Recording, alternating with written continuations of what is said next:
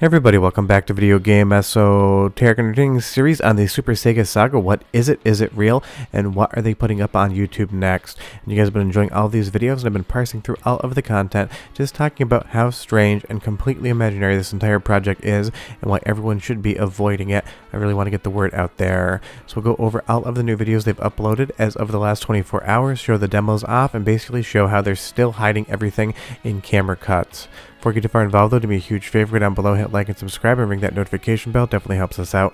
And if you feel so inclined to want to support the channel, I have a Patreon link down below as well. But honestly, the Super Sega project doesn't keep getting any less weird, that is for sure.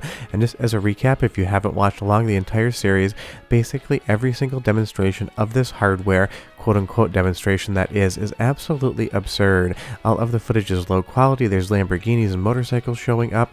It really does feel like a complete parody. And a few days ago we did a video on the newest demos as well, and they were even showing the box, which funny enough has a prototype image of the case on the front of the box, so the artwork isn't even really final. And pretty much every single time Super Sega demonstrates this unit, they cannot hold the camera straight, they cannot hold it still, and they really can't show anything whatsoever, giving them a dozen different ways to basically trick all of this footage into looking like it is running on that machine. And this was the last video we did, showing off all of these games they seem to purchase, wonder where they got the money for that, and the box for the Super Sega as well, which again doesn't even have the final version of the case or hardware on the front. Seems like they're trying to show that there's some potential progress being made, but I think we can really read between the lines on this one.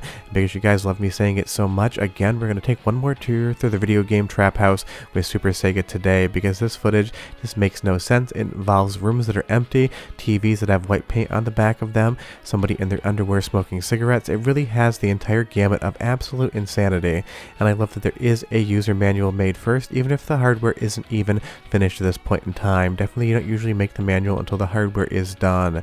So we're going to go over the most recent upload, but I do want you to know that I have excised some footage from it, and that's because one of the people on camera's small child is running around. It feels extremely classless to include that footage. The children are without sin in the Super Sega Saga, so I did not put it in there. It was just a choice I made, but there's plenty of egregious examples of what they're doing within the editing, like this right here. You're going to see the person on screen, and they're going to try to load up some games, and you're going to see immediately another hard cut. You can barely see this unit loading anything whatsoever. They are hiding something in those cuts. I don't know what it is. We can certainly presume, but I do not kind of traffic in rumor here. I don't know what they're cutting out, so I just have to kind of guess at it. And every single other time they're going to load up a game, they're either going to take the camera away and point it at this person's face or at the box while something loads up in the background, so you never really get a chance to see what is going on here. And again, they want to make a very big deal out of the fact that they have a box, they have a case for the Super Sega, but again, none of these demonstrations are going to instill any confidence whatsoever in this product actually being real. And they have not shown us the PCB for maybe over a month now, and that's because pretty much everyone out there, myself included, went over the PCB with a fine-tooth comb and found tons of different components missing. There was nothing about the board that really seemed like it would execute any code whatsoever, but I do love that they have that FPGA logo on the front and what looks like a as seen on TV style artwork. It is just always hilarious with these guys. You're never quite sure what's going on.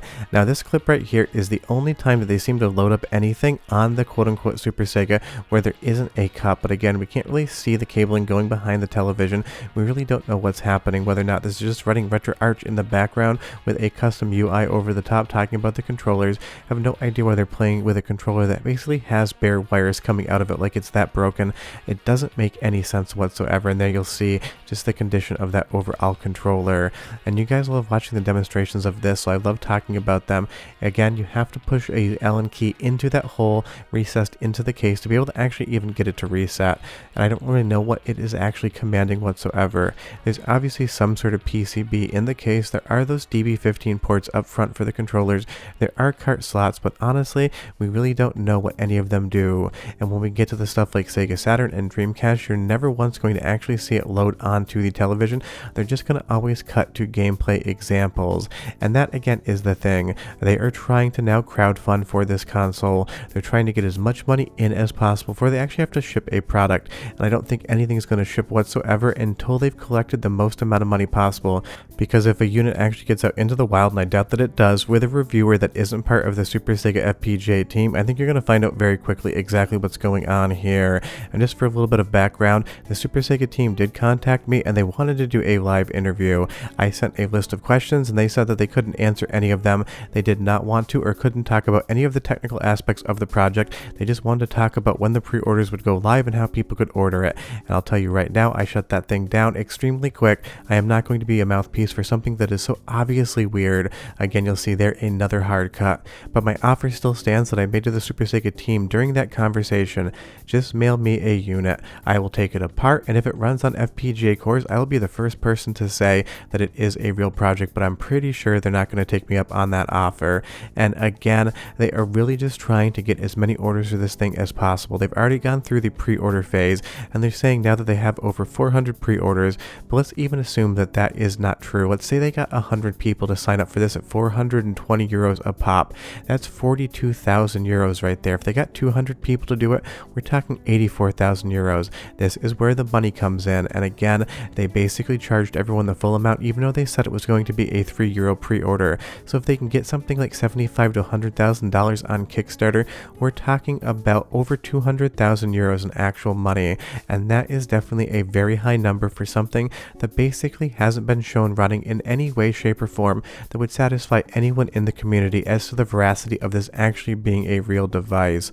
And it really is a bummer because the FPGA gaming space, even though it feels large if you watch my channel, isn't that big. I don't want things like this coming in and giving people the false perception that FPGA cores, FPGA boards are nothing but smoke and mirrors. That is how hobbies die, and unfortunately retro gaming getting so big lately, you're seeing a lot of stuff like this come through. So for every project like MiSTer FPGA or Neptune FPGA, which is genuinely real, you have stuff like this popping up, and it really is absolutely a bummer. And I do love the fact here that the person basically got the disc lodged into the CD-ROM drive, wasn't quite sure how it was supposed to operate, just kind of slid it in and lost it behind there. But my guess is that this is probably booting some sort of software emulator, because there are multiple emulators out there that you can hook up a CD-ROM drive and actually play discs off them. There's more than one Sega Saturn emulator where you can just pop your original disc into your CD-ROM drive, internally or externally, and load up the game from there. And again, they pull the camera away as to show you not what's happening on screen, but something completely irrelevant. And then when they bring the camera back again, suddenly the game is on screen. So it really does beg the question, what is happening between the button input and what actually comes up on screen? Because the camera only pans back to the right when the footage is ready to be shown. And trust me, there's 100 different ways to hide something in an edit. I've been a professional filmmaker, editor, and cinematographer for over 2 decades. I could hide absolutely anything I wanted in any manner I wanted, and you would be convinced if I actually showed this to you.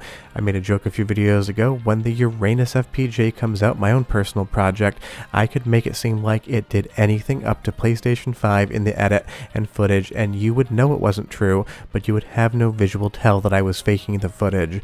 It isn't that hard, especially if you know what you're doing, and don't forget, these people did try to pass off an 8K cinema camera. They do have some ties to production, so they probably know all of these same things. And again, right there you see that you never actually get to see anything really loading up. They either pull the camera away from the screen or they hard cut, so there's something on that screen that they want to excise from the video. Because trust me, if you had an FPGA board that had an FPGA core for every single Sega console made, all the way up to Dreamcast, and it was real, you wouldn't do anything other than just show straight gameplay footage, move the camera around just to show that it's the only thing hooked up to the television. You would demonstrate the ever-loving hell out of it to show that you've achieved something, at least on the Dreamcast side, that no one yet has completely achieved. But that is not what you get when you get Super Sega previews. You get grainy cell phone footage that basically moves around and doesn't show you anything. You get hard cuts during loading of Saturn and Dreamcast, like there is something on the screen that's popping up quickly that would absolutely betray what's actually going on here. And again, I will let you make the guesses down below in the comments, because I don't know what is in those cuts, and I don't, again, traffic in rumor or guessing. I talk about what I can see, and what I can see is the complete evidence of anything on this actually being FPGA based. It's possible that the FPGA chip is just using the ARM cores to run a version of RetroArch. Who knows what's actually going on here? And again, when people went over the PCB, they found that it was missing components that would make it functional. Even the HDMI port out, when they were showing the footage on the TV, people zoomed in and found solder bridges between pins, which means it would never actually pass a signal out. It would be completely DOA. But that's the current situation with Super Sega, the trap house of video games. I know you guys love watching these videos, and I'll keep making them as long as you keep watching them. But I can't stress enough, if this thing goes to crowdfunding, please keep your wallets in your pockets. If you want to spend that money, just go donate it to charity or walk out into your driveway, put a little gasoline on that cash, and just light a match and throw it down. You'll probably get a little bit more enjoyment out of that. But we are done. Next time they update, I'll make a new video, but I'll see you guys next time, and trust me, don't buy it.